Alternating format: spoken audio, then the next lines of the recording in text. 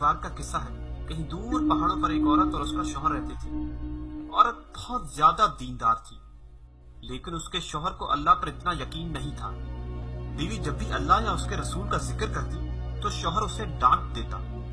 گھر کے حالات بھی کچھ اتنے اچھے نہ تھے، شاید اسی لیے شوہر ہمیشہ ناشکری کرتا رہتا۔ ایک شام گھر میں کھانا نہ ہونے کے برابر تھا، محض ایک ہی روٹی بن سکی۔ عورت نے سوچا کہ آدھی روٹی اس کا شوہر کھا لے گا اور آدھی وہ کھا لے گی، لیکن کچھ ہی دیر بعد باہر کا دروازہ بجا۔ عورت نے جب دروازہ کھولا تو اس نے بہت لاچار، مجبور اور بھوکا بھکاری دیکھا۔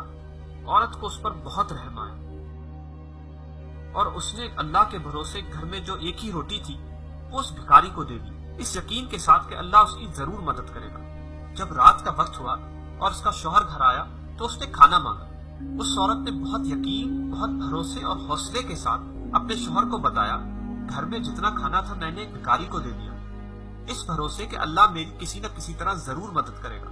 شوہر یہ سن کر بہت ناراض ہوا اور عورت کو برا بھلا کہنے لگا، لیکن اسی وقت ایک بار پھر دروازہ بجا۔ شوہر نے جب دروازہ کھولا تو اس نے دیکھا ایک شخص ہاتھ میں 18 روٹیاں پکڑے کھڑا تھا۔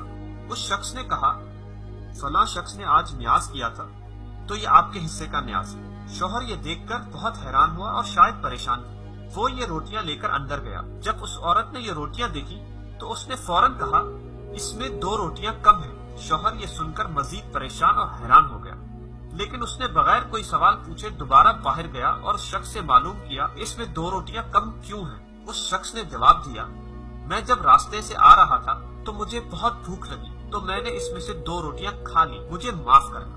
شوہر بہت حیران ہوا اور پریشان بھی اور دوبارہ اندر چلا گیا۔ اس بار اس نے اپنی بیوی سے سوال کیا کہ تمہیں کیسے معلوم کہ اس میں 2 روٹیاں کم تھی؟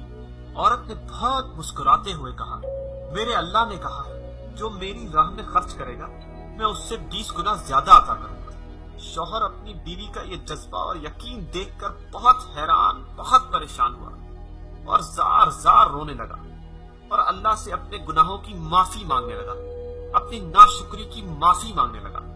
دوستو، اللہ پر یقین، اس پر بھروسہ اور تھوڑا سا صبر، بس یہی چیزیں ہیں جو ہمیں دنیا اور آخرت دونوں میں کامیاب کر سکتی ہیں۔ لہٰذا اللہ پر یقین کرتے رہیں اور صبر کرتے رہیں، انشاءاللہ وہ دلوں کے حال جانتا ہے، بے شک اللہ سب جانتا ہے۔ دوستو، کس طرح اس عورت کی اللہ نے اپنے غیب سے مدد کی، ہم کو بھی چاہیے کہ ہم اللہ پر بھروسہ رکھیں اور اس کی راہ میں خرچ کرتے رہیں، بے شک وہ جو وعدہ کرتا ہے اسے ضرور نبھاتا ہے۔